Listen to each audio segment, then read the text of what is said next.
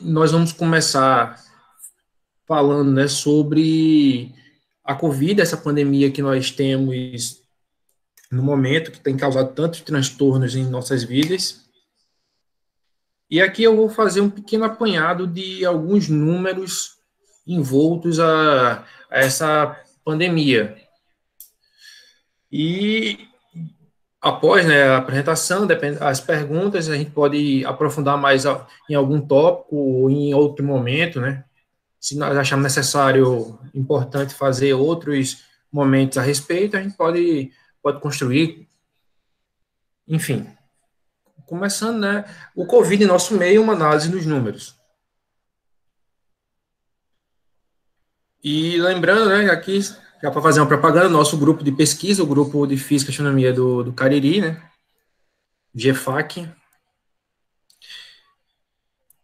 Bom, antes de mais nada, quando a gente fala pandemia, né, a OMS disse, o mundo está em pandemia. O que isso quer dizer? Isso é grave, isso não é grave? Ou quão grave isso é? Então, quando uma doença se inicia, ela primeiro começa com um surto, né? Então, você vê que, em geral, uma cidade ou um bairro começa a ter vários casos de uma certa doença,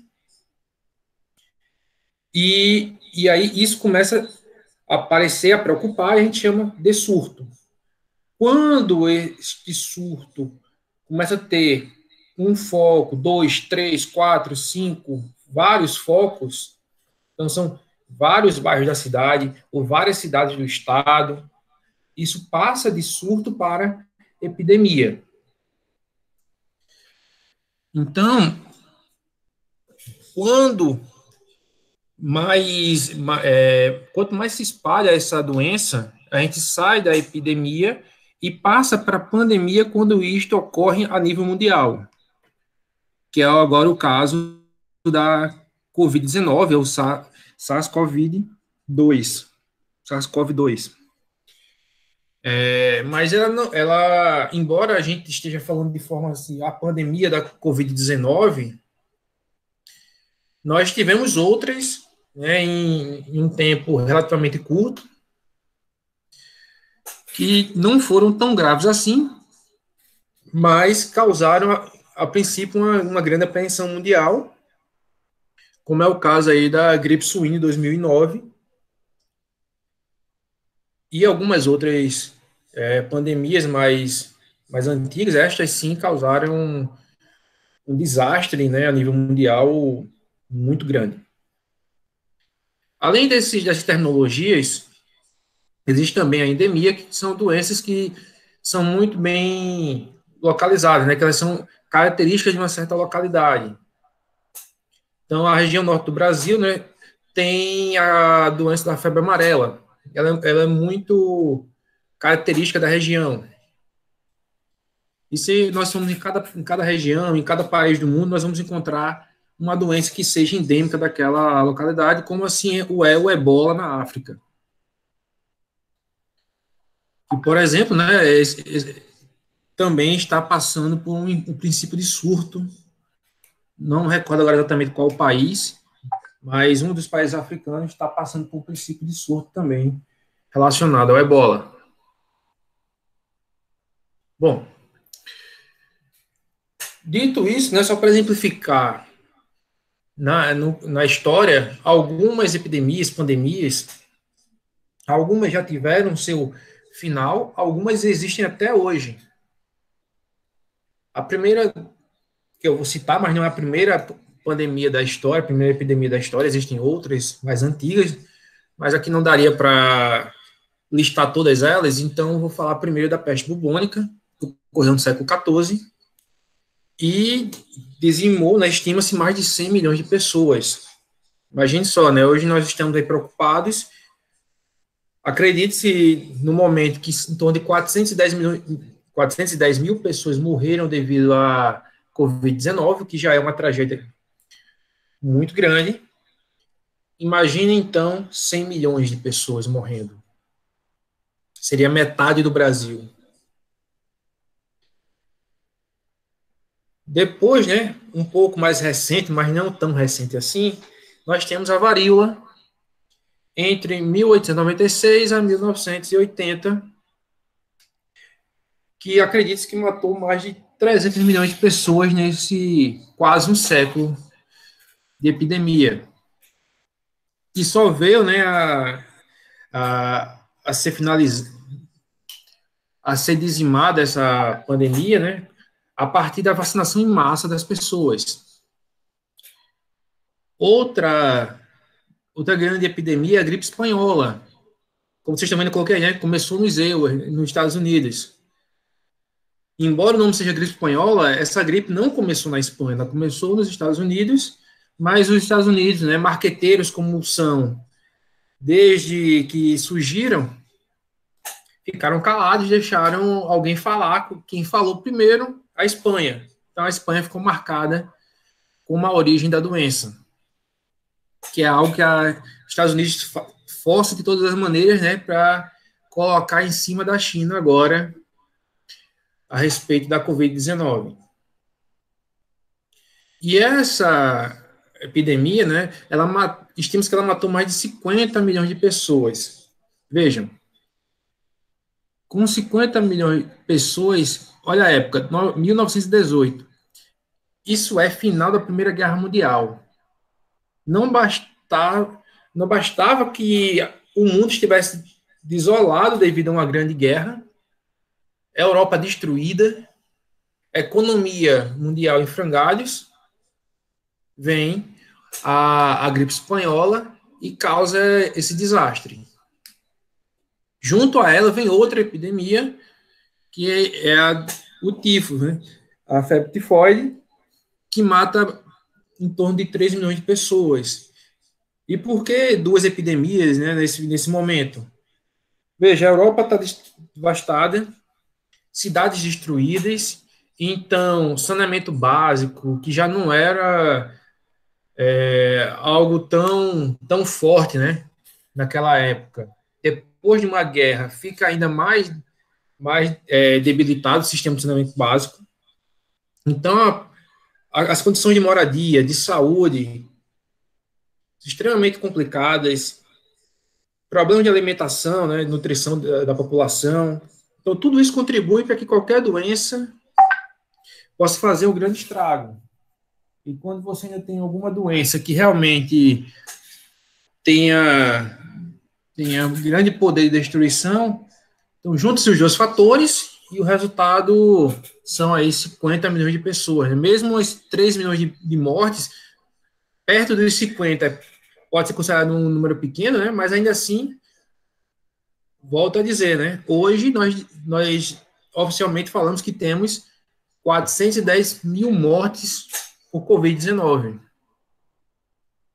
E já estamos extremamente abalados com esse número. Imaginem 3 milhões ou os 50.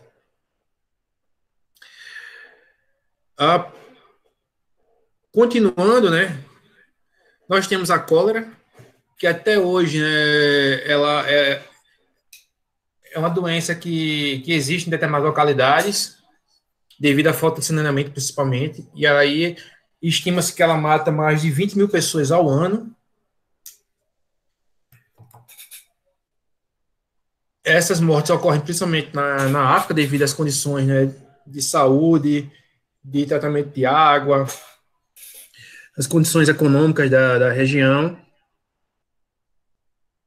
Mas ainda assim no Brasil não está completamente ileso de casos de cólera, né? Embora o tratamento de água no Brasil tenha melhorado bastante, mas tem pessoas ainda que sofrem com abastecimento. Aqui no Nordeste, interior do Nordeste, né, isso é mais nítido, né, devido a problemas de seca, entre outras situações. Tuberculose é outra doença que sofreu um grande surto, né? Aí, entre 1850 e 1950 foi o período mais drástico da tuberculose. Estima-se que mais de 1 bilhão de pessoas morreram. Hoje em dia continua sendo uma doença grave, mas tem tratamento. Né? Se você acompanha a televisão, volta e meia aparece propagandas, né, do Ministério da Saúde e outros órgãos falando que você pode se tratar a tuberculose, e quanto mais cedo você descobrir que está doente de tuberculose, mais chance você tem de sobreviver e de vencer a doença. Finalmente, aqui a gente pode falar aqui do ebola, que é uma doença extremamente grave, com índice de mortalidade muito alto e que ocorre principalmente na África. Tiveram uma epidemia há poucos anos e mesmo esse ano estão tendo princípios de surtos. Outra doença é o HIV, que é uma pandemia, está espalhada no mundo inteiro, enquanto o ebola está muito localizado na África, o HIV está no mundo inteiro, né? Não existe, vamos dizer assim, praticamente não existe país em que não tenhamos, né, casos de HIV. Para não dizer que 100% dos países têm casos de HIV. E temos aí também a gripe suína H1N1, que matou mais de 18 mil pessoas em 2009. Quando começou a surgir, né, os primeiros relatos da Covid-19, né, o coronavírus, o novo coronavírus, alguns vírus foram ditos relacionados a essa nova doença, né? O SARS, o MERS. O SARS veio ser detectado na China em 2002, se espalhou por vários países, infectando mais de 8 mil pessoas e causando mais de 800 mortes em 2003.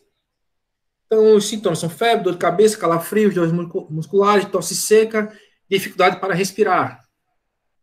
Alguns desses sintomas são os mesmos que a gente encontra agora na Covid-19. E a transmissão acontece por contato de uma pessoa infectada ou gotículas suspensas no ar depois de alguém contaminado ter tossido ou espirrado. O MERS já foi identificado na região do Oriente Médio, Jordânia, Arábia Saudita. Então, de 2012 a 2018, mais de 2 mil casos e 790 mortes decorrentes da doença.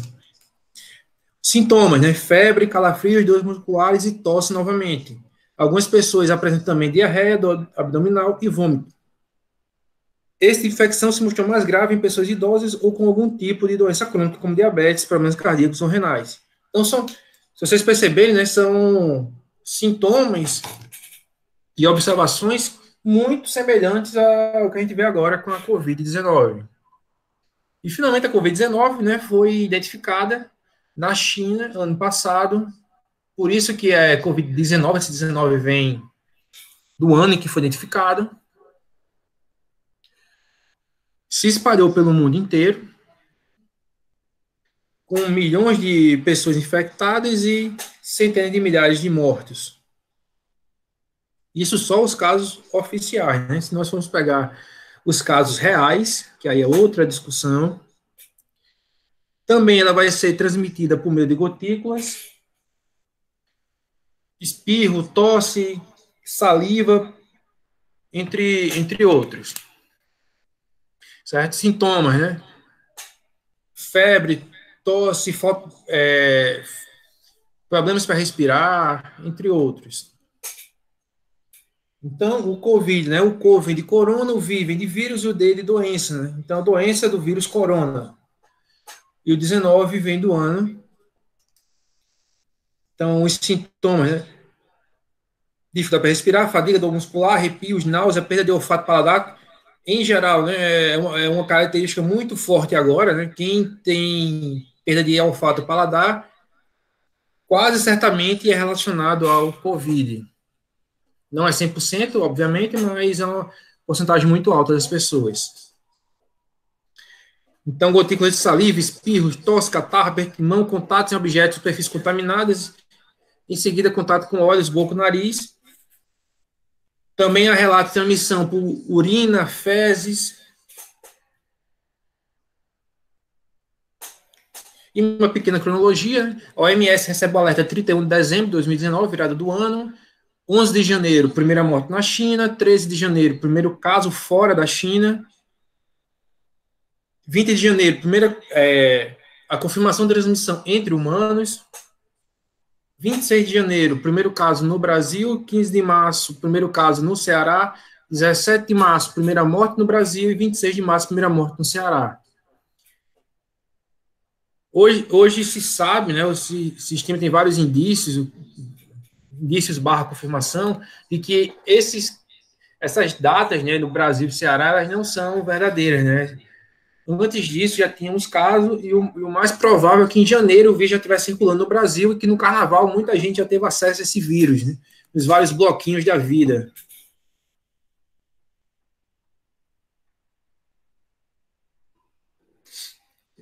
Então, para falar de números, né? De onde é que a gente pode tirar números? Então, uma grande plataforma mundial para se ter acesso aos números é o site da Universidade Johns Hopkins, dos Estados Unidos. Então, os ministérios de saúde de cada país divulgam os dados, e essa plataforma da universidade busca esses dados, né, e está aqui disponibilizados. Então, veja aí, os Estados Unidos praticamente não tem local em que o vírus não tenha chegado. A Europa também está bem tomada. A Ásia, nem tanto. Também tem que se considerar que a Rússia e a China, né, têm grandes vazios demográficos, assim como o próprio Canadá.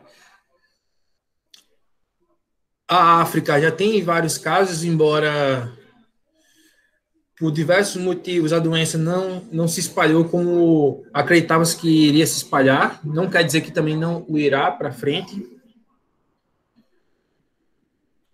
E só um detalhe, né? Vejam que aqui não está o Brasil. Essa foto aqui, ó, de 6/6 de 2020, né? O Brasil não está aqui porque foi justamente logo após o governo federal, né, mudar o sistema. Como não se sabia por que estava mudando o sistema e que sistema era esse, a universidade resolveu tirar os dados do Brasil por não acreditar que estes fossem mais confiáveis.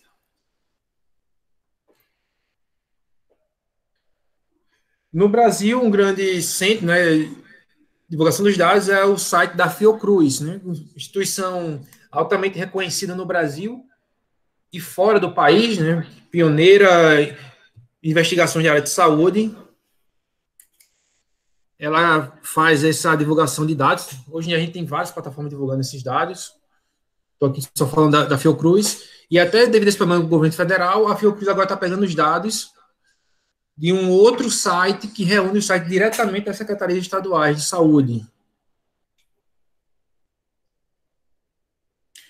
Com esses dados, só para fazer um primeiro panorama, eu fiz aqui um apanhado dos dados de alguns países. Brasil, Itália, França, Espanha, Reino Unido, Estados Unidos, para tentar entender em que situação nós estamos relacionados a outros países. E eu juntei aqui os dados a partir do dia em que o país tem 10 ou mais casos.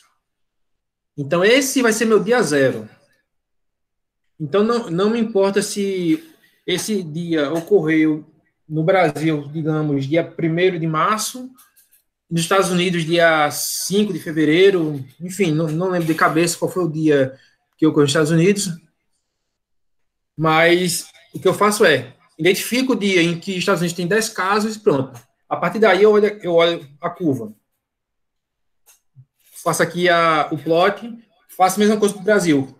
O Brasil tem 0 casos, 1 caso, 2, 3, 10, pronto. A partir daí, eu pego os dados e jogo aqui no gráfico, o mesmo para a Itália, França, Espanha e Reino Unido, para ver como a doença avançou nos diversos países, né? Então, veja que a partir deste dia, todos os países passaram quase 20 dias tendo um comportamento muito semelhante. A partir daí, Itália e Espanha se desgarraram, tiveram um crescimento muito rápido da doença, mas já se encontra numa região em que o número de casos praticamente não aumenta mais. Espanha e Itália continuam tendo casos, assim como a França aqui, a cor verde, mas o número de novos casos diários, né, muito baixo. De tal forma que a gente praticamente não vê o crescimento dessas curvas.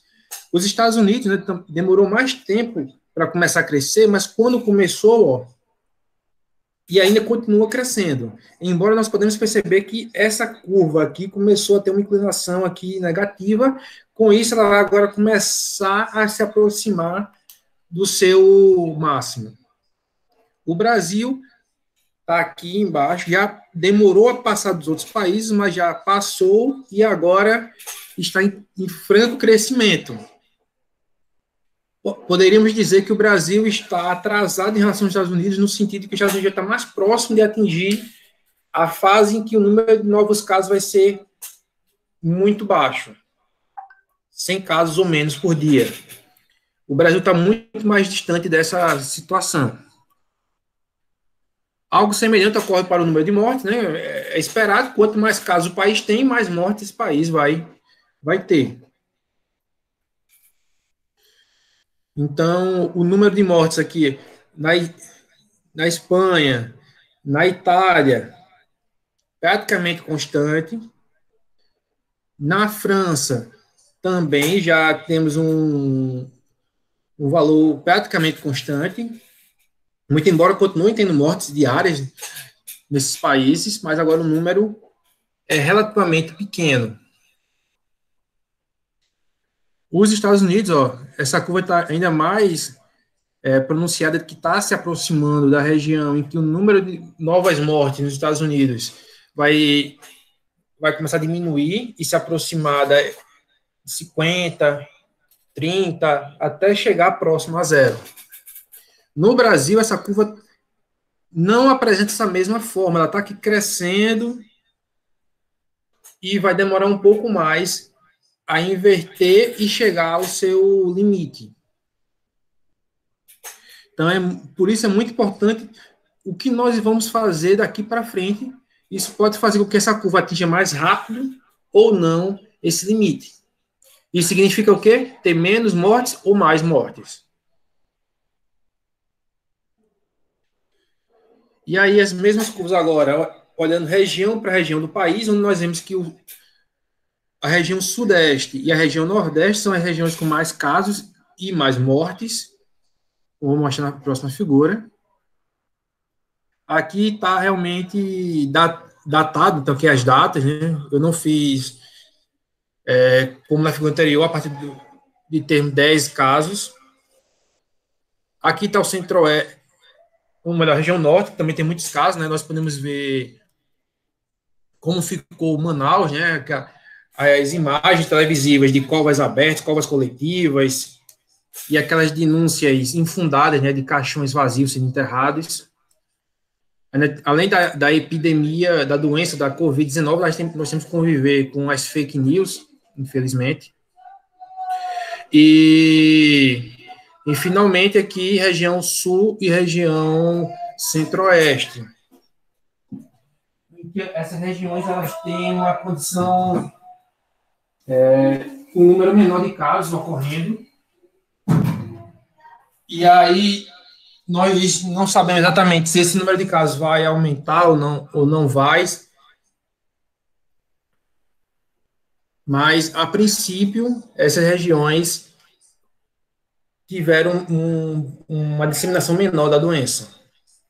E já, principalmente Santa Catarina, né, já apresentou a abertura do comércio, né, tem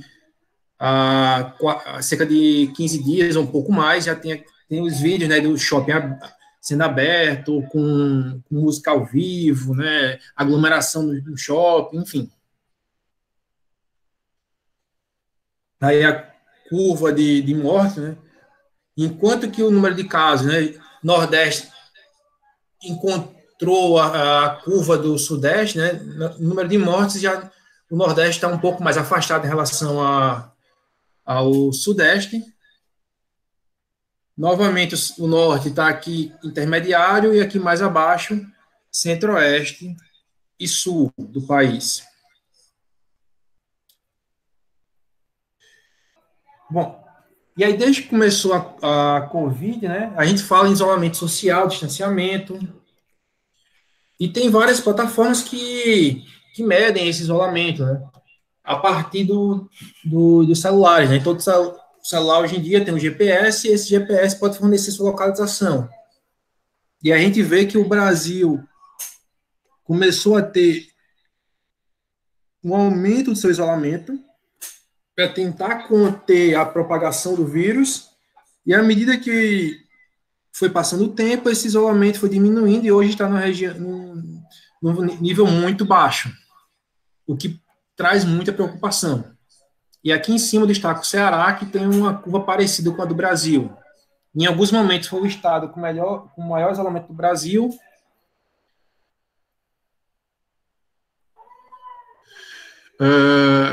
E aí vem a situação. E essa situação aqui, ela pode ser o que desvende o porquê que a região sul tem tão menos casos que os outros locais. Por que Minas Gerais, sendo um dos maiores estados do Brasil, tem relativamente poucos casos?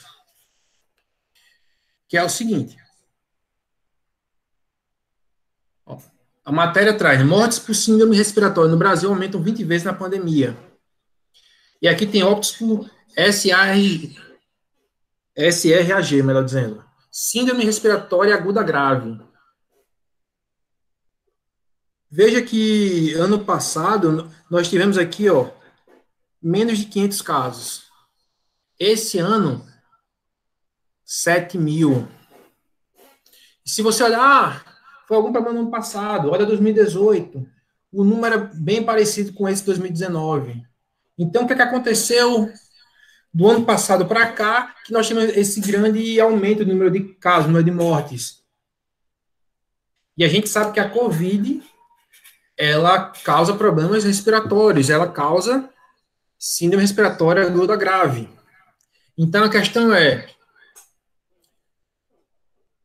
os estados que têm pouco caso de Covid, têm realmente pouco caso de Covid ou estão mascarando os casos, por exemplo, porque não estão testando suficientemente?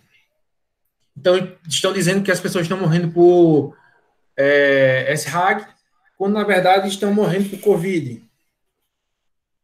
E só para anotar, pessoal, algumas falas aí noticiados políticos, né? O Brasil acabou de passar o número de mortos lá na gripe espanhola, 1918. Certo? Então, a gente já passou essa marca de 35 mil mortos. E também, no mês de maio, a média de mortes diárias no Brasil, ela se tornou tão grande que passou quase todas as outras causas de morte no país. Então, veja, a Covid-19 superou a média de mortes diárias por câncer, que no ano passado matou mais de 230 mil pessoas no país. E por doenças isquêmicas do coração, um grupo com infarto mata mais de 100 mil brasileiros por ano. Se ou continuar havendo crescimento do número de mortes diárias no Brasil, podemos ver um número gigantesco, só vocês tomarem a proporção, né? Se em junho tivermos uma média do Covid superior das outras doenças, depois em julho, depois em agosto, e assim por diante, podemos ver aí 150, 200 mil pessoas mortas no país por Covid ou até mais. Então, aquela gripezinha, a gente vê que não é uma gripezinha. E aí vemos, né? Aqui uma pequena relação de número de testes feitos por estado no Brasil. Então, vejo que o Amazonas fez 6 mil testes, Bahia 39, Ceará 137, é um dos estados que mais testa no Brasil. Já Minas Gerais, 23 mil testes. Então, você vê que o Minas Gerais tem uma população que é mais do que o dobro da população do Ceará e está testando quase 7 vezes menos. Então, é difícil você fazer um panorama do que está acontecendo da Covid se você não faz testes para saber o real estado da doença. E aí, dito tudo isso, tendo acesso a esses dados de número de casos, número de mortes, nós podemos fazer os modelos, né, de previsão de casos. O modelo mais conhecido é o modelo SI, que foi proposto em 1927 por Mark Kendrick, que considera essas pessoas suscetíveis, ou seja, todo mundo, a princípio, é dito como uma pessoa suscetível, uma pessoa que pode adquirir a doença. I são as pessoas infectadas no momento, e R são as pessoas que não estão mais infectadas, ou porque morreram, ou porque se recuperaram. E aí, nesse modelo aqui, a gente considera o seguinte, que se uma pessoa ela pegou a doença, se recuperou, ela fica imune àquela doença, ela não pega de novo. Embora existam modelos em que você pode novamente pegar a doença. Certo? E é sabido hoje em dia que algumas doenças ela conferem uma imunidade, mas não é uma imunidade para sempre, ela confere uma imunidade por algum período de tempo. Alguns meses, às vezes alguns anos. Então, isso vai depender de cada doença. Dentre vários artigos que já saíram, né, de modelagem, eu vou citar rapidamente aqui dois que fazem uma pequena modificação no modelo SI, que eu comentei agora há pouco, que é um artigo do Bastos e do Cajueiro, da UNB, que usa o modelo SIAGE, que seria suscetíveis, infectados assintomáticos, infectados sintomáticos e mortos. E os recuperados você tira. Se você sabe que a população. Você sabe o número da população. Sabe quantos são suscetíveis, quantos são infectados sintomáticos, quantos são infectados sintomáticos, quantos estão mortos, consequentemente, essa diferença vai dar o número de recuperados. Essas equações aqui são equações diferenciais, em que elas vão considerar o quê? Como as variáveis vão variar em função do tempo. Então, o número de suscetíveis, por exemplo, vai variar dependendo de quem? Do número de suscetíveis atuais e do número de infectados. Porque quanto mais infectados tem, mais pessoas podem ser infectadas. Entretanto, a população tem um limite, né? O Brasil tem 212 milhões de habitantes, aproximadamente. Então, se a gente tem um infectado, ele pode contaminar algumas pessoas. Se temos 1.000 infectados, podemos contaminar uma porção bem maior de pessoas. Mas se tivermos 100 milhões de infectados, nós temos um limite aí, que são os outros 112 milhões.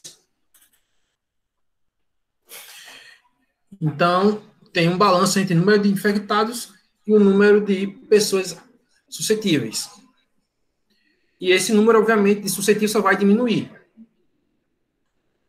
O de infectados, inicialmente vai aumentar pela mesma quantidade que diminuiu de suscetíveis, mas os assintomáticos podem se tornar sintomáticos ou ficar curados.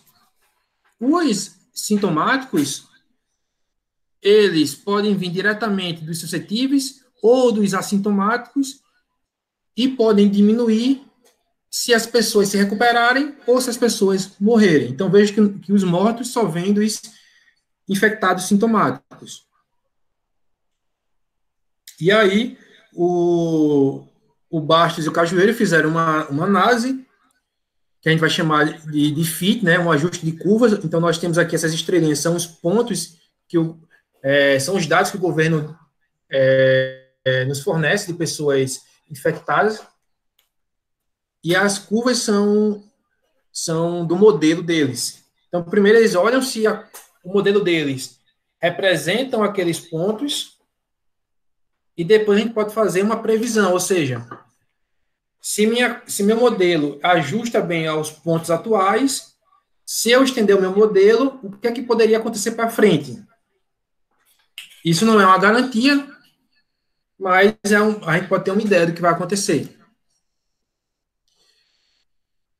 E aqui eles já separaram sintomático e sintomático, como é que a gente já sabe que tem essa diferença de pessoas? E a gente sabe mais o quê? Que no Brasil, principalmente no início, só se tratava pessoas que estavam bem doentes, muito doentes. Então, quem pegou a doença e tem sintomas leves ou nem tem sintomas, não está naqueles dados oficiais. Por isso que eles tiveram que separar os infectados em dois níveis. E fazendo essa análise, eles geraram aqui um padrão considerando 4 situações. Se nós não tivéssemos isolamento, se fizéssemos isolamento por tempo indefinido, se o isolamento durasse pouco tempo, 2 semanas, por exemplo, ou se nós tentássemos ver em que momento seria o melhor momento para liberar as restrições, seria a linha vermelha. Então, eles viram que o número de infectados no Brasil, se nada fosse feito, chegaria aqui, 40 milhões de pessoas, aproximadamente. Se tivéssemos isolamentos por 2 semanas, a linha amarela, não mudaria muita coisa, nós estaríamos aqui, 35 milhões de pessoas infectadas. Lembre-se que os mortes vão estar diretamente proporcionais ao número de infectados.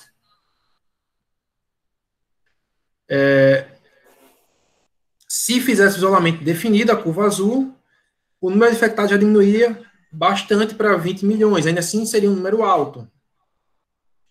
E se nós liberássemos, de acordo com o cenário da linha vermelha, esperássemos passar o pico, para só então tirar as restrições de isolamento social, nós veríamos um segundo pico, mas esse segundo pico não seria maior que o primeiro. Então, seria um momento interessante para ver a liberação de restrições, já que tem-se essa dicotomia, né? Uma falsa dicotomia entre saúde e economia. Um outro modelo foi feito, entre outras pessoas, pelo José Dias do Nascimento, que foi orientador do doutorado do professor Tarcísio, esteve aqui conosco no nosso evento da física do ano passado. E aí, o que é que eles consideraram? Eles fizeram aquele modelo C e ampliaram ele. Então, veja, eles consideraram as pessoas suscetíveis, consideraram uma segunda caixinha para pessoas confinadas. Olha, se eu me confinar, eu não tenho contato com outras pessoas, então eu não tenho como pegar o vírus. Embora na prática não seja tão duro assim, porque quando você recebe a feira, se você fizer a feira por um aplicativo, ou recebe alguma comida que você pediu por telefone, né? Então você tem um contato, mas que seja pequeno. Esses suscetíveis se tornam primeiro expostos ao vírus, e depois de alguns dias é que você se torna infectado, propriamente dito, seja assintomático ou sintomático. Esses assintomáticos podem se transformar em sintomáticos ou serem removidos, ficarem recuperados. Os sintomáticos, quando você descobre que eles estão contaminados, eles podem fazer o quê? Quarentena. Opa, estou com sintomas, vou ficar aqui resguardado para não contaminar outras pessoas. A partir daí, eu posso me recuperar ou posso me agravar a doença e ficar hospitalizado. E desses hospitalizados, um percentual deles vai ficar no estado ainda mais grave, que vai de uma cama de enfermaria para uma cama de UTI. E aí, novamente, qualquer um desses casos pode tanto se recuperar ou morrer. Mas quem chega na UTI, a chance de morrer é maior do que quem ficou na quarentena. Então, a ideia básica é a mesma anterior, né, só que ele abriu em mais caixas e aqui ele separou por faixa etária. Então, ele colocou de 0 a 10 anos, de 11 a 20, 21 a 30, e assim por diante. Por quê? Porque os idosos já se sabe que sofrem mais do que os jovens e do que as crianças. Então, ele viu que o número oficial, né, de pessoas contaminadas, na verdade, é muito próximo do número de hospitalizados no modelo dele. Então, o número de pessoas infectadas, na verdade, é muito maior. E aqui eles se confiaram mais no modelo em relação ao número de pessoas mortas, que hoje a gente sabe que também não é tão verdadeiro, está bem defasado esse número de mortes. Mas é muito mais próximo do real do que o número de infectados. E se vocês acompanharem aqui a curva, ela bate aqui, ó, 10 elevado a sexta, isso significa 1 milhão de pessoas. Então, é um cenário que se a gente não fizer isolamento, nós podemos ter uma quantidade absurda de pessoas mortas. Nesse sentido, ele fez o cenário, né, em que não tem isolamento até o isolamento de 80%. Então, teria aqui o número de pessoas hospitalizadas, o número de pessoas na UTI e o número de mortes. Então, veja que no modelo dele, ele vai ter aí em torno de 1.400.000 pessoas mortas, se nada for feito, nenhum isolamento, a gente sabe que foi feito isolamento, embora não tenha sido o isolamento ideal. E à medida que a gente aumenta o isolamento, o número de mortes vai diminuindo. Mas veja que o tempo que demora para chegar nesse limite aqui, ó, vai ficando cada vez maior. E, finalmente, se tivesse 80% de isolamento, teríamos pouquíssimos casos. E a gente sabe que essa situação nunca foi atingida no Brasil. Então, não vamos ter esse cenário com tão poucas mortes assim, infelizmente.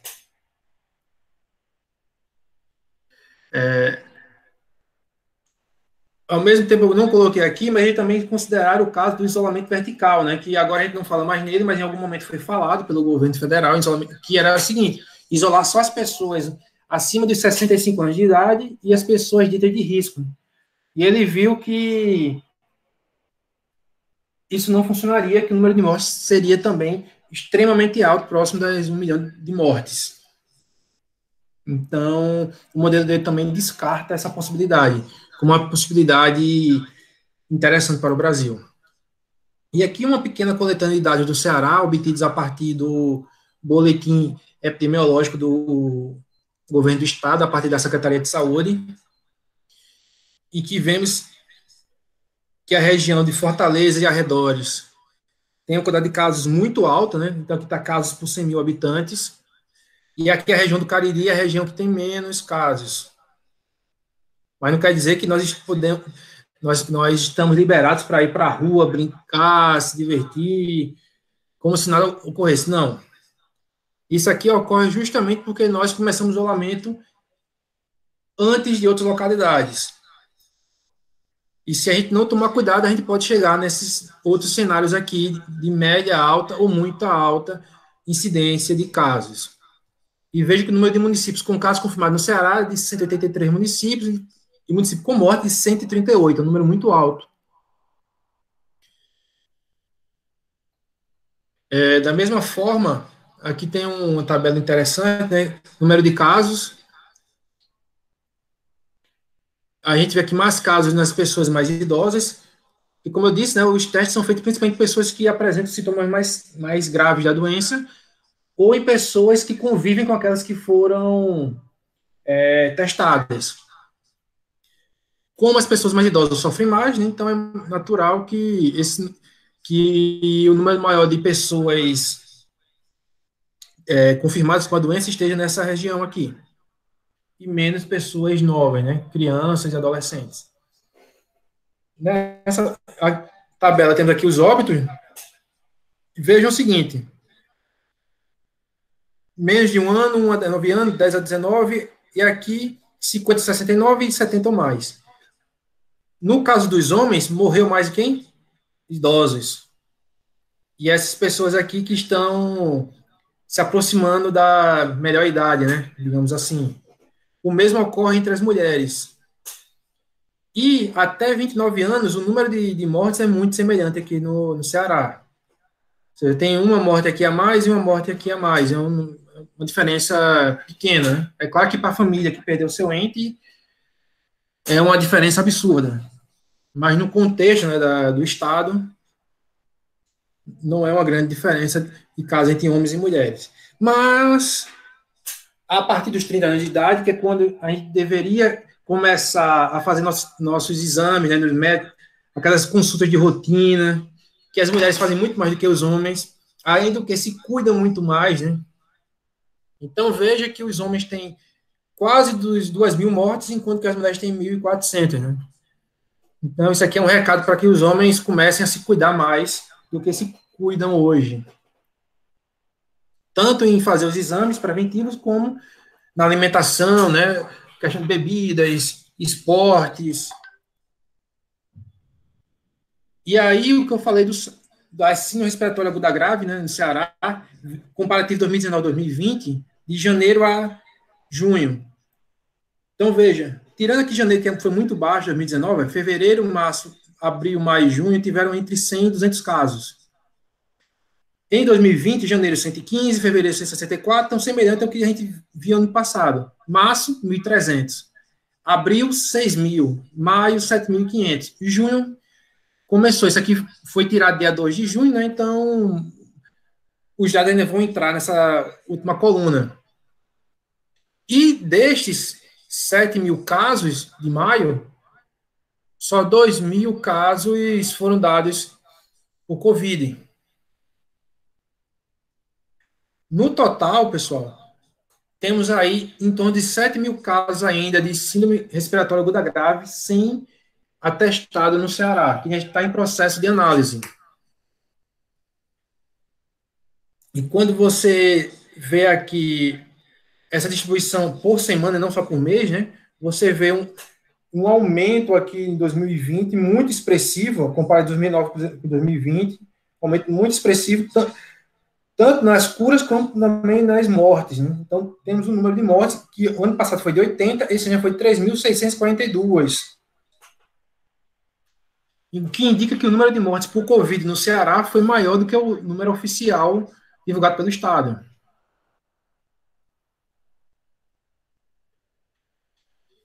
E aqui eu mostro, né, que que os hospitais, né, têm uma ocupação de UTIs muito alta em Fortaleza e na região próxima a Fortaleza, aqui o norte, central, mas no Cariri a gente está com a situação um pouco mais confortável, mas não é uma situação ideal. E aqui os hospitais de Icó, Juazeiro, Iguatu, Brejo, Barbalha, lembrando que em Brejo, até onde eu sei, só temos 8 vagas de UTI, né? E aqui mostrando quase todos os municípios da região já apresentaram ao menos uma morte. Então, a gente tem que ter muito cuidado. Estamos aqui com Brejo, com 3 mortes, né? E hoje nós temos 3 mortes em investigação. Juazeiro do Norte, que aqui está com 14, mas já sabe que já está com mais de 20 mortes. Bom, e minhas considerações finais, já me estendi bastante. Fazemos melhores previsões, pessoal, do que vai acontecer, e com isso podemos tomar melhores decisões sobre aumentar o isolamento ou diminuir o isolamento social, depende da qualidade dos dados que chegam para a gente, certo? Sem esses dados, a gente não consegue fazer boas previsões. E não adianta querer olhar o que está acontecendo em São Paulo ou no Rio e dizer que as medidas que devem ser tomadas lá vão ser iguais a daqui. A doença se espalha, né, em cada local em tempos diferentes e de formas diferentes. Depende aí da densidade populacional da região, depende do quantas pessoas circulam, né, na cidade. Tem vários fatores que são importantes nessa análise. Então, enquanto algumas cidades podem já estar chegando ou ter chegado no pico ou platô, algumas podem estar no começo ainda da epidemia. Então, a gente tem que ter cuidado com isso e não querer que uma medida de uma região seja adotada na outra de qualquer forma. Temos que ter mais cuidado com esses casos de síndrome respiratória aguda grave, que agora é o novo foco da mídia, né? Para comparar e tentar explicações do porquê que temos tantos casos de síndrome respiratória aguda grave e nem tão grandes números assim de Covid comparados a essa síndrome. E lembrando, a Covid não é uma gripezinha, e sem remédio ou vacinação nós não vamos ter o nosso normal de volta. Vamos ter um outro normal. E quando nós tivermos nosso remédio, nossa vacina, aí sim nós poderemos pensar em retomar o normal que nós conhecemos.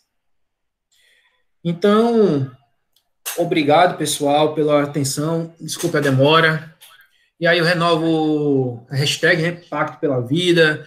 Fique em casa com a ciência. Respeite a ciência, né? E todas as vidas importam, né? Também é um movimento no mundo inteiro. Mas temos que ter cuidado para que esses movimentos, né, não, infelizmente, ajudem a doença a se espalhar novamente. E aí tem aqui o link da SBF, né, que todas as quartas-feiras tem palestras ao vivo e tem vários vídeos lá no YouTube sobre diversos modelos epidemiológicos. Enfim, então, nossa universidade, a Fundação de Apoio à Pesquisa do Governo do Estado, da FUNCAP, nosso grupo GFAC. E obrigado, pessoal. É isso. Boa, professor Gilson. Parabéns aí pela apresentação e traduziu bem o que é que a ciência em geral faz. A ciência busca dados e o interessante é que realmente os dados sejam os mais verídicos possíveis, para que a partir disso o conhecimento científico, utilizando modelagens matemáticas, computacionais, consiga traçar fazer previsões e traçar e apontar um norte do que fazer efetivamente, porque todas as medidas que são tomadas, elas tendem a se guiar pela ciência. Mas, terminando essa primeira fase, agora a gente abre para quem tiver interesse de fazer alguma pergunta, algum comentário, professor Gilson. Acredito que um tempozinho aí de 10, 15 minutos, para não estender, não tomar muito tempo de vocês. Então, a gente agora abre para pergunta. Quem tiver interesse pode fazer a pergunta diretamente ou pode colocar pelo chat. O professor Alessandro está inscrito. Por favor, professor.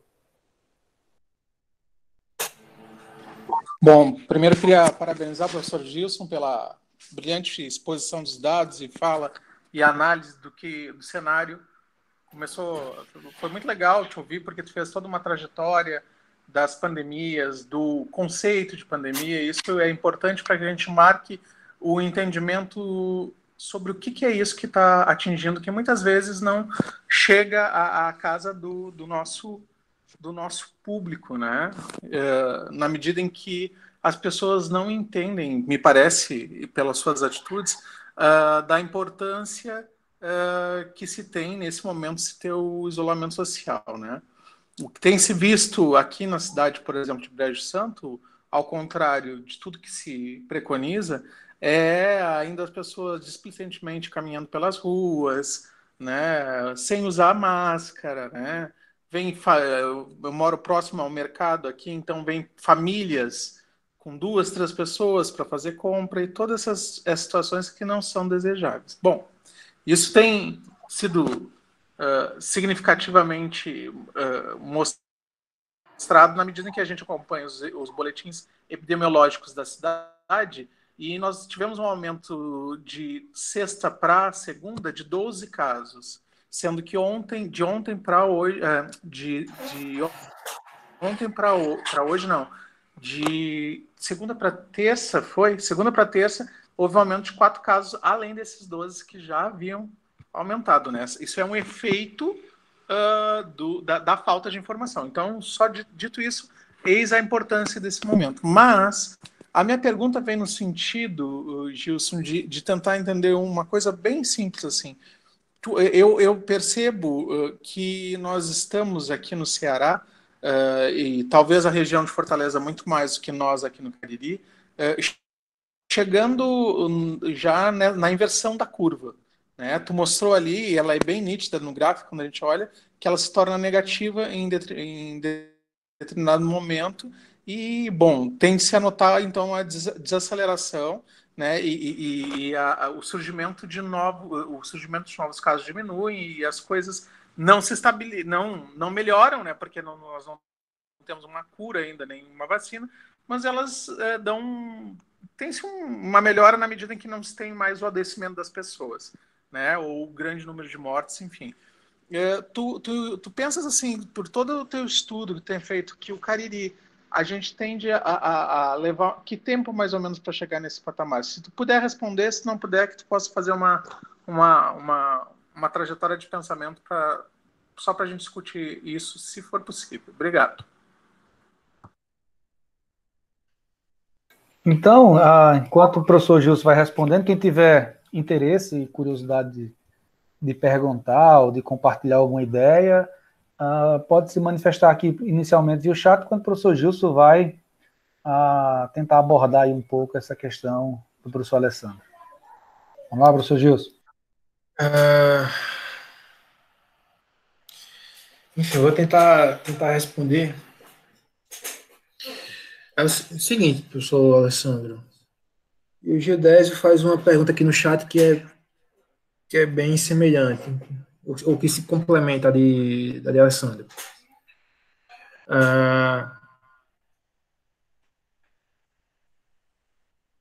Como eu tinha dito, os casos, né, que são confirmados, eles são mais os casos que têm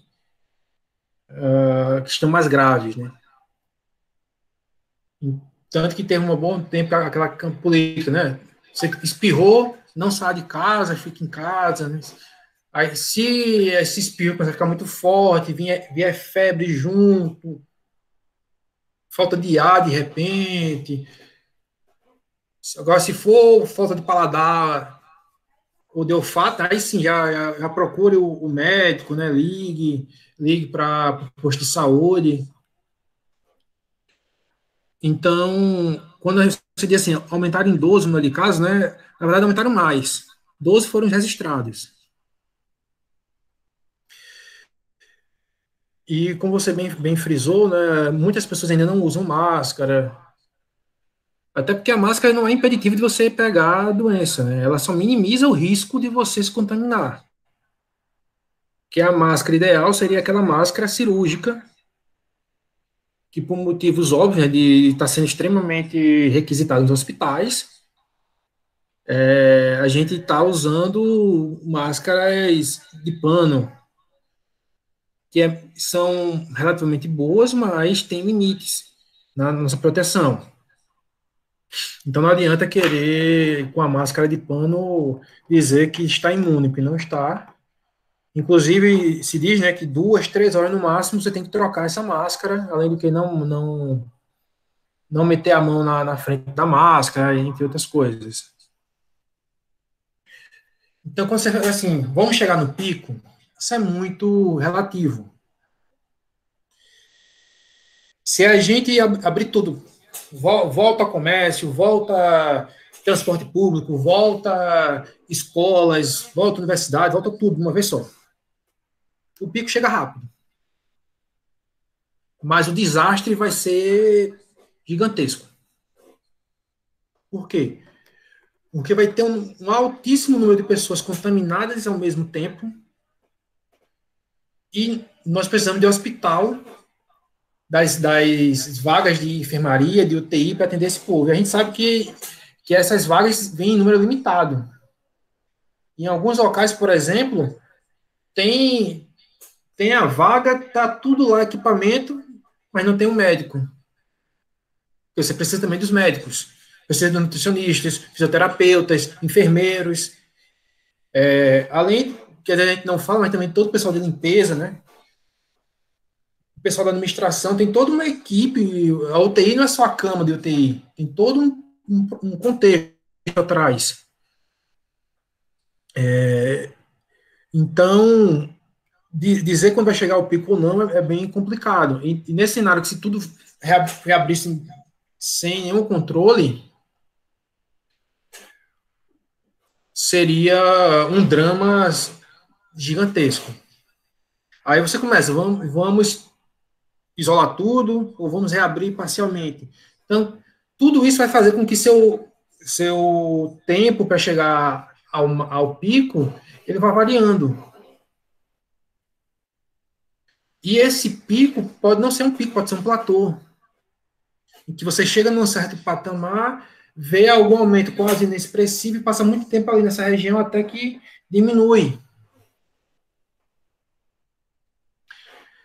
E o que se mostra no mundo, se você olhar a Itália, a Espanha, e inclusive agora a Inglaterra está numa situação semelhante, você não cresce, você cresce rápido, mas a queda é mais lenta do número de novos casos e novas mortes. Então, é como se você fosse tendo na descida vários patamares, vários platôs. E dizer que quando a gente vai chegar no pico é uma missão quase hercúlea.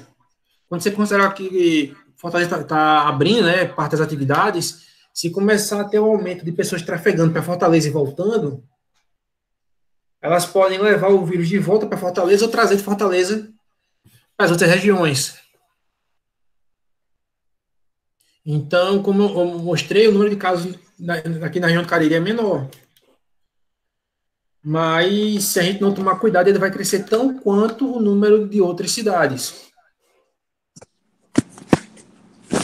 Mas é isso, professor Gilson, exatamente isso que eu queria que tu falasse. Da necessidade que nós temos neste momento de manter o isolamento, até porque aqui em Brejo Santo, sendo mais específico, nós temos, se eu não me engano, e aí salvo engano é isso, UTI de média intensidade, nem UTI de grave intensidade nós não temos.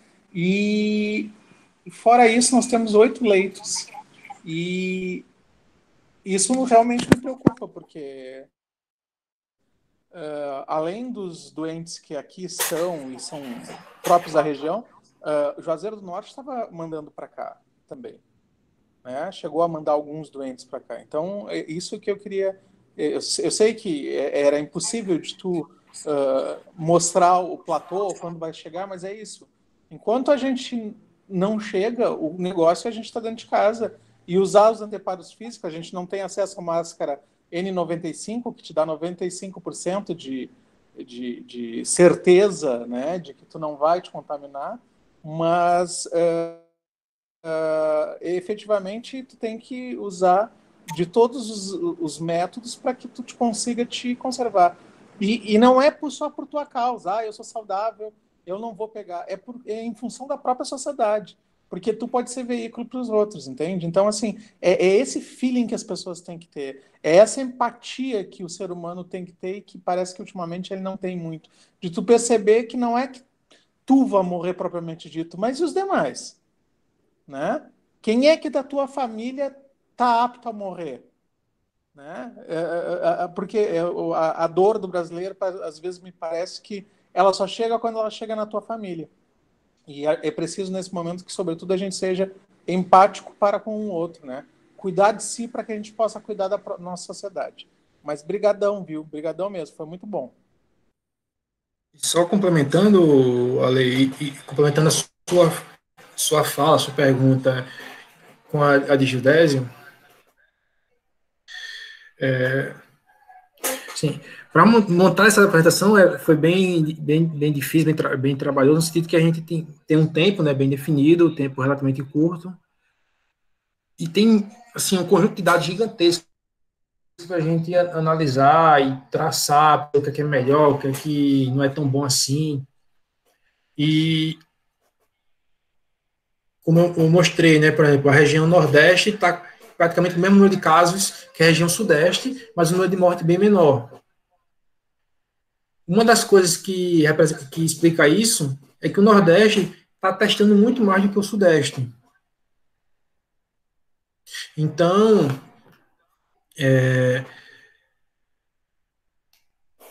os nossos números, embora ainda não sejam os reais, estão mais próximos dos reais do que os números do Sudeste. Quanto a alguma modelagem tentando traçar o avanço da doença rumo ao interior, Gildésio, eu diria o seguinte: modelo mesmo, eu não sei se tem. Porque o modelo que eu apresentei para vocês, os modelos que vêm a partir do modelo CIR, eles são modelos de campo médio, são modelos que pegam a média da população e consideram o avanço temporal. Além, a gente poderia considerar, por exemplo, que tem pessoas nascendo, pessoas morrendo por todos os tipos de doença, acidentes, assassinatos, enfim. Nós poderíamos considerar que pessoas, por estarem envelhecendo, vão mudando gradualmente de faixa, né? Ou seja, quem está naquele limite de, estou com 10 anos, estou na borda de fazer 11, né? Então, sai de uma faixa para outra. Mas esses modelos não consideram a densidade demográfica das regiões. Tanto que uma possibilidade é a gente fazer a análise por região do Brasil, para tentar minimizar a questão da diferenças demográficas e depois fazer um apanhado para o Brasil inteiro, ou fazer estado a estado, e no final tentar fazer cidade a cidade, ou pelo menos mesorregiões e mesorregiões. O problema é que chega um momento que a gente tem poucos dados. E para fazer um modelo com poucos dados é muito complicado. Pois se você for procurar, são poucas as cidades que têm um modelo realmente para elas. Tem lá os dados, né? Mas modelo mesmo fica difícil de fazer. O erro em relação a esse modelo é muito grande. Mas o pessoal da UFC esqueci agora o nome dos professores da UFC, do Departamento de Física, que fazem parte do projeto Sentinela da FUNCAP, né, junto ao governo do Estado, eles analisam, né, o modelo também considerando uma componente geográfica, que é através da teoria de grafos. Que aí eu não vou adentrar, né, nas explicações, mas eles vão considerar basicamente o seguinte: tem pessoas que têm contato com muito mais do que outras. Então, tem aquela pessoa que vê por dia, em média, 3 pessoas. Trabalha ali no escritório, trabalha no almoxarifado. E tem o professor, que vai lá na sala de aula, tem 30, 40 alunos. Então, enquanto uma está em acesso a 3, pode eventualmente contar nessas 3, o professor pode contar as 40. Então, a ideia lá é tentar identificar esses grandes núcleos, e aí talvez essas pessoas sim seriam as pessoas isoladas, né? Que aí você quebra parte da cadeia de propagação do vírus. E eles estavam gerando um aplicativo de celular para tentar fazer um monitoramento das pessoas e verificar aglomerações, enfim, tem vários aplicativos nesse sentido aí sendo desenvolvidos em várias regiões do país e do mundo. Não sei se eu consegui responder a lição de Gildésio, mas é isso. Essa questão de prever o futuro é algo que todos querem, mas que a priori não é tão fácil nem tão imediato, mas realmente nessa linha. E claro, mais uma vez, na necessidade de ter os dados os mais fidedignos possível.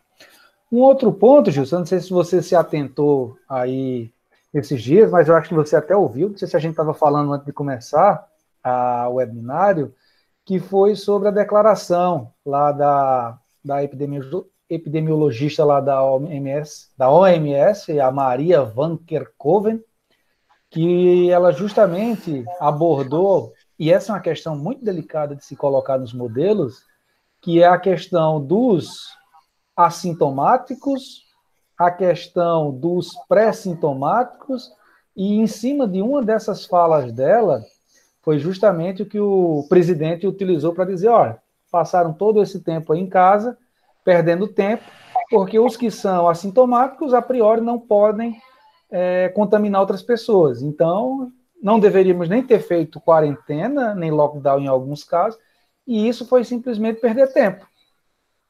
Ela teve, efetivamente, no outro dia que se retratar, porque ela não utilizou uma linha científica, ela utilizou uma opinião pessoal dela, e depois teve que apresentar a contraprova da fala dela. Você vê que essa é a beleza da ciência. Embora uma pessoa, independente da situação, não utilize os dados científicos, mas quando ela coloca a luz da ciência sobre algo, ela tem que apresentar baseado em fatos. Você viu alguma coisa sobre isso aí, Gilson? Vou tentar falar um pouquinho do que você falou e do que o Marcos colocou aqui no chat. Foram duas colocações bem delicadas. Pronto. Eu vou começar pela sua, Tarcísio. De fato, foi assim, uma pichotada sem tamanho que ela cometeu. Uma pessoa na posição dela não poderia ter cometido essa pichotada. Principalmente poucos dias depois do problema com o artigo sobre a cloroquina, que teve que ser retirado da The Lancet. The Lancet. Ela se baseou, na verdade, em 2 ou 3 casos. Eu vi no outro dia uma reportagem com outro diretor da OMS, que em geral nas coletivas, né, eram 3 diretores os que mais apareciam, né? O presidente, eu não lembro o nome dele, essa diretora que você acabou de falar, e o outro que deu uma entrevista explicando a fala dela, que é fazendo a diferença entre assintomáticos e pré-sintomáticos. Os assintomáticos seriam as pessoas que foram testadas e que não apresentam sintomas. Aparentemente, essas pessoas ou não transmitem ou transmitem muito pouco. Só que tem aquelas pessoas que foram expostas ao vírus e que estão começando a desenvolver sintomas, estão ali sem sintomas ou com sintomas bem leves e que daqui a alguns dias vão desenvolver para sintomas mais graves. Não necessariamente a ponto de ser internados, mas ainda assim sintomas mais graves. E essas pessoas, sim, podem transmitir bastante o vírus, principalmente na época em que elas estão entre a situação de expostas e a situação de sintomas mais graves, médio para graves, porque você, como sente muito poucos efeitos, ou nem sente, você acha, eu tô bem. Você fala com todo mundo sem maior receio, você vai aqui, vai ali, e passa o vírus. Quando você já tem sintomas mais graves, o que você faz? Você se tranca no quarto, pronto, esse quarto aqui é só meu, ninguém está aqui nesse quarto. Quando eu for sair, todo mundo se afasta, eu vou ali, tomo meu banho, volto para cá, a comida vocês deixam aqui na porta aqui do quarto, eu vou, como, deixo o prato e volta, e fico jogando aqui no quarto. Mas enquanto você não está com esses sintomas mais graves, você não tem essa grande preocupação. Então você sai contaminando. Se não fosse assim, aí novamente, né, quando você vai olhar o mundo, você tem que olhar a Suécia, né, que era o exemplo do nosso presidente, e é para começar a fazer a ponte com o que o Marcos está falando. Falando da Suécia para cá, Suécia para lá, e a Suécia dentro dos países nórdicos, digamos assim, é o pior cenário, quando você considera o número de casos por 100 mil habitantes. Você não pode comparar um país que tem 10 mil habitantes com um país que tem 200 milhões. Né? O de 200 milhões provavelmente vai ter bem mais casos, mas proporcionalmente, quem teve mais casos? Então, nessa proporção, a Suécia saiu bem pior que os outros países. E lá tiveram várias situações. Desde a Suécia que resolveu fazer praticamente nada, até, salvo engano, a Dinamarca que fechou tudo. Então, como você pode olhar, a Nova Zelândia, né, que está começando a anunciar a reabertura, a Nova Zelândia fez um fechamento rigoroso. E aí conseguiu diminuir. Se você for olhar o número de casos de morte na Nova Zelândia, é um número extremamente baixo. É um exemplo para o mundo. Tem que talvez se olhar se não teve essa questão de síndrome respiratória aguda grave por lá, mas dado que a gente consegue ter acesso, né, informações, a Nova Zelândia é um exemplo para o mundo inteiro. E aí tem vários países que fizeram várias situações de isolamento, a gente pode hoje em dia começar a comparar, né? A Itália que nada fez, inclusive o prefeito de Milão já veio a público chorar, pedir desculpas, porque zombou da doença, assim como fez e faz o nosso presidente. Acabou que a região de Milão está situada, que é a Lombardia, na Itália, foi a região mais afetada. E foi um caos na Itália, né? Até que tiveram que fechar tudo com a polícia e força armada na rua para proibir quem botasse pé na rua, por que está botando pé na rua, né? Vai ao mercado, vai à farmácia, vai não, volta para casa. Então, A Espanha viu, a Itália demorou a agir, sofreu da mesma coisa. Quando você ainda compara que a população da Espanha é menor do que a da Itália, a Itália tem em torno de 46 milhões de habitantes, e a Itália tem 64 milhões de habitantes aproximadamente, você vê que a Espanha sofreu bem mais que a Itália. Já a Alemanha foi o que melhor se saiu nesses países mais desenvolvidos, por assim dizer. A Inglaterra ainda está sofrendo, né? A Alemanha já voltou ao futebol, e os países estão começando a reabrir, mas com vigilância. A Itália já tem, ao menos, salvo engano, 3 dias em que o número de casos e de mortes vem aumentando. Embora ainda sejam números pequenos, mas vem aumentando e tem que ter cuidado, para não haver um disparo de números. Em relação a macro, saúde e economia não são coisas antagônicas. Porque, de todo jeito, se você não... Imagine só, a gente não fecha nada de tudo aberto. Aí você, de repente, chegar ao caso de 30 mil mortes. Aí você teria coragem de ir para o restaurante? Você teria coragem de ir para o shopping? Porque isso a gente está vendo, ó, dia 26 de fevereiro, começou aqui a aparecer caso no Brasil. Estamos em 10 de junho, agora que temos 38 mil mortes, aproximadamente, oficial. Isso teria ocorrido com 1 mês, 2 meses no máximo. Então o povo ia parar de todo jeito a sair de casa.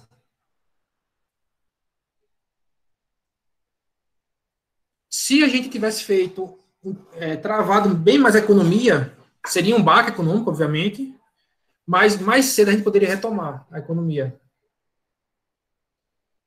Porque seria basicamente praticamente zerar o número de casos no Brasil, e a gente poderia reabrir. Que é o que a Nova Zelândia fez. A China, que fez ainda mais grave, né, ou seja, o fechamento mais severo, até hoje ainda reabriu, mas não voltou ao normal. Então, a gente, no Brasil, vai passar muito mais tempo sofrendo, porque fica com aquele receio de fechar as coisas, e a abertura, né, da economia está acontecendo de forma, por assim dizer, prematura, né? Os locais não chegaram ainda no pico, ou não passaram ainda do pico, e já estão começando a abrir. É um perigo muito grande, né? É querer fazer a população de cobaia.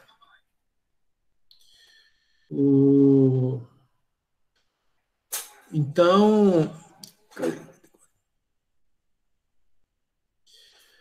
e quanto a dever constitucional de resguardar os cidadãos, Marcos, assim, é o dever, né? Só que ninguém faz isso, né?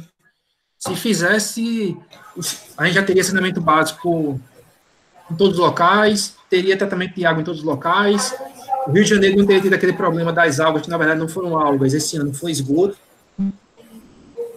Então, o Estado já deixa o povo morrer, né? Por outras coisas.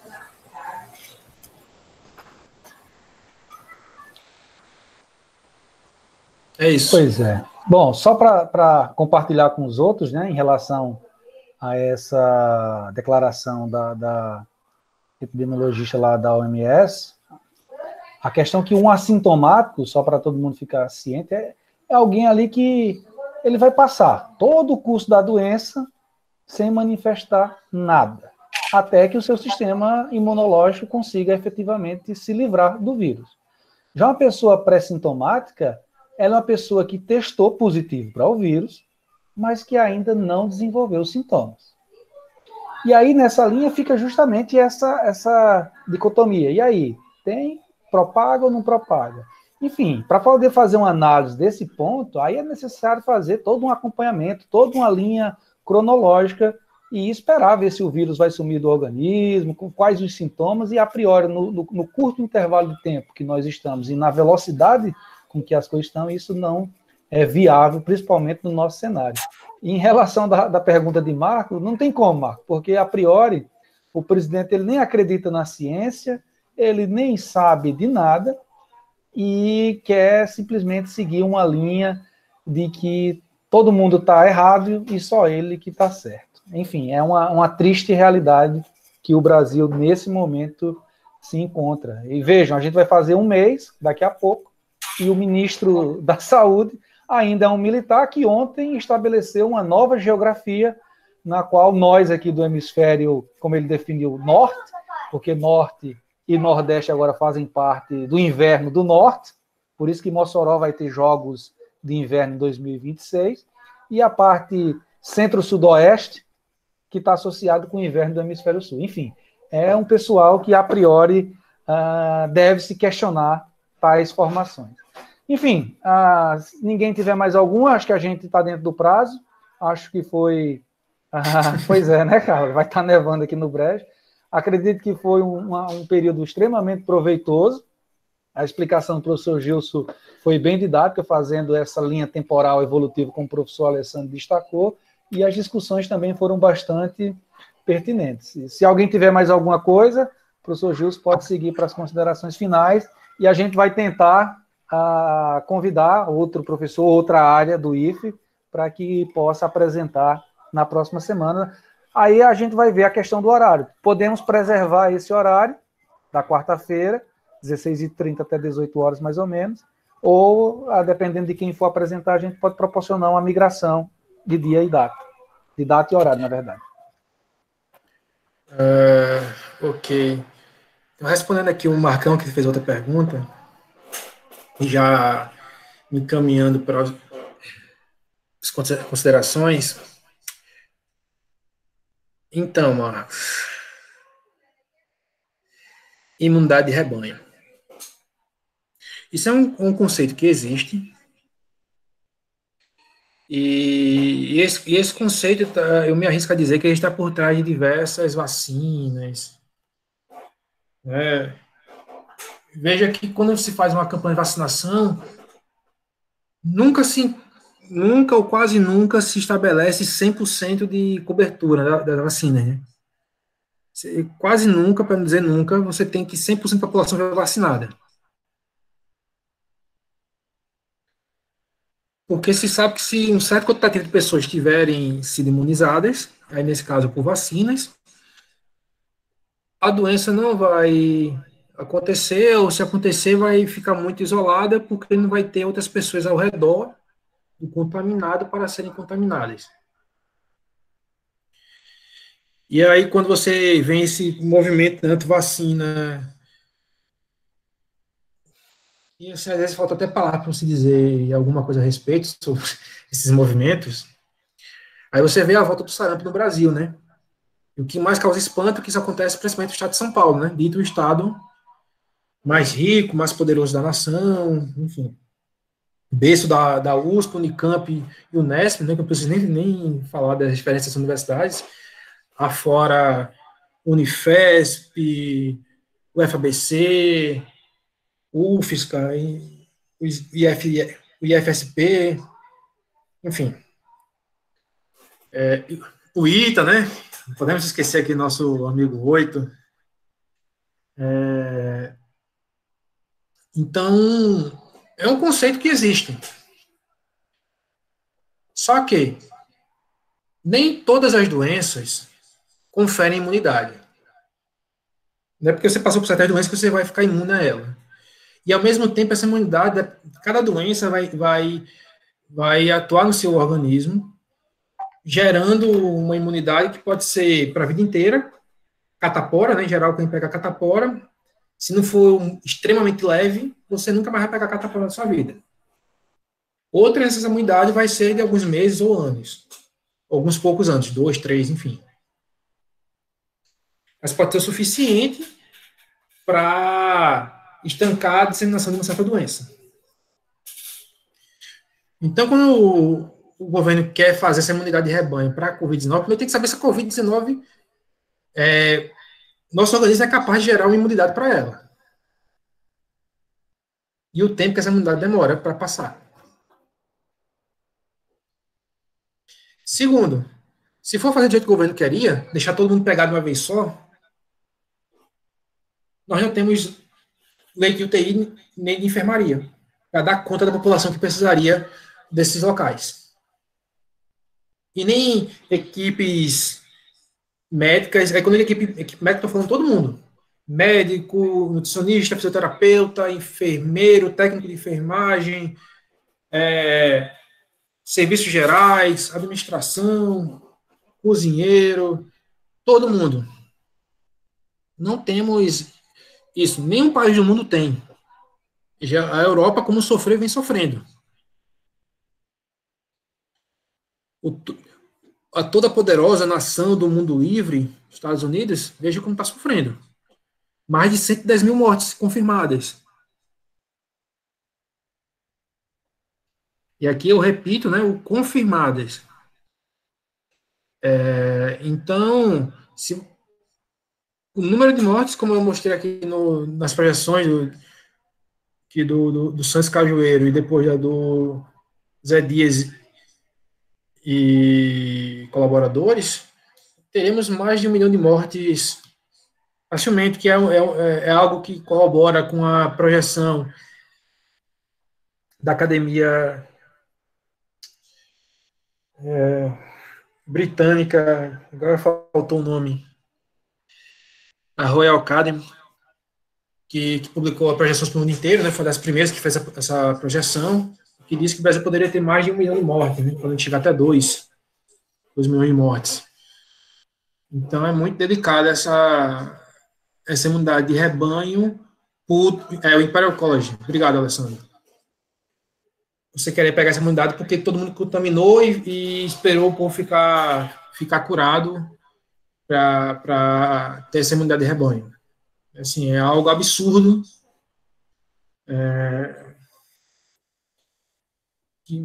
Enfim, não tem nem. Não dá nem para começar a conversar sobre isso. Não tem respaldo, e veja que nada que vem do governo federal tem um estudo por trás mostrando o porquê de uma decisão ou de outra, né? Pegando o gancho aí na questão que o Tarcísio falou do nosso ministro interino da Saúde, né? Falou que só fez nomeações éticas, nomeou o Carlos Wizard, né? Qual é a experiência dele em saúde? Aí, para mostrar a competência dele na área de saúde, né? Acusou todos os governadores, secretários de Estado de crime, né? De forjar dados para poder ter dinheiro do governo federal. A repercussão foi tão forte que ele teve que rejeitar a indicação e antes de assumir já foi demitido, ou se demitiu. Para ver a proeza, né, da equipe da saúde que está comandando o nosso governo federal.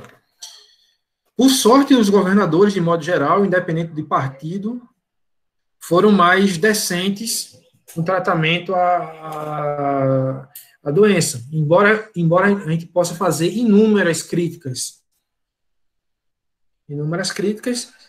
aos governos e à população em geral, porque se os governos estão lá, é porque a população colocou eles lá.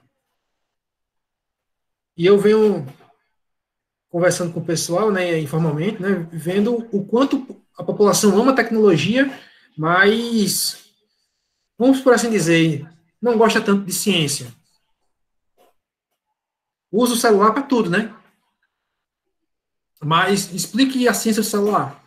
Quero isso não. Todo mundo mostrando dados, informações sobre a Covid e outras tantas áreas, né, do conhecimento. Ninguém quer saber. Ah, eu recebi aqui a matéria no WhatsApp. Não tem problema não. O presidente falou. O padre falou. O pastor falou. Acabou. Enfim, é um cenário que quem tinha um certo otimismo, né, quando lembrava da corrida, né, para levar o homem à Lua, colocar satélites em órbita, né, a aviação comercial, os computadores, a gente vem falando hoje em dia de computação quântica, falando só não, né, já existe, modelos de carros autônomos, né, que você não precisa dirigir, o carro tem um sistema de computador, né, que ele faz tudo só. Você só faz sentar e relaxar, o carro acelera, freia, faz tudo. Aí, pessoas que usam de toda essa ciência estão rejeitando qualquer informação sobre o Covid, para ficar mais restrito aqui ao Covid. Porque não é uma questão de quem não tem informação. Muitas pessoas que têm informação estão agindo dessa forma. Então, vou parar por aqui, porque não que o papo não esteja bom, né? A gente poderia aqui continuar aqui mais horas e horas a fio, mas pelo menos oficialmente, né? Esse momento é bom a gente dar uma pausa, podemos continuar em seguida, mas é um prazer retomar o ciclo de webinários, divulgando ciência para todos do IFE, mostrando essa ação que nós professores estamos agindo, estamos mantendo contato, professores, alunos, pessoas de fora da universidade. É um espaço importante, a gente sabe que tem diversas fontes de informação agora, né? Se abrir o YouTube, o que não faltam são palestras. Nesse momento, outros professores do IF estão trabalhando também em outras palestras. Enfim, então, muito obrigado pela presença, né, por me aturarem nesse momento. E sigamos em frente, juntos, unidos, porém, cada um em sua casa. Sigamos com a ciência. Gilson e meninos, antes da gente finalizar tudo aí, vou aproveitar que o Marcos está aqui na sala também, para Alequim. Desculpa, meu gato está miando. Mas assim, ó, a gente podia pegar e nas próximas semanas também jogar essa discussão lá para a página que a gente tem, Marcos, da Semana de Química no YouTube, como a gente fez fez na Semana da Química, e deixar lá disposto para maior número de gente poder acessar, né? E divulgar também o que se faz aqui dentro da universidade. Só uma ideia, tá? Mas parabéns, Gilson, muito obrigado, foi excelente. Obrigado. Só essa ideia que eu tive aí. Valeu. E aí, pessoal, obrigado. Boa noite a todos, bom jantar. Sigamos na luta.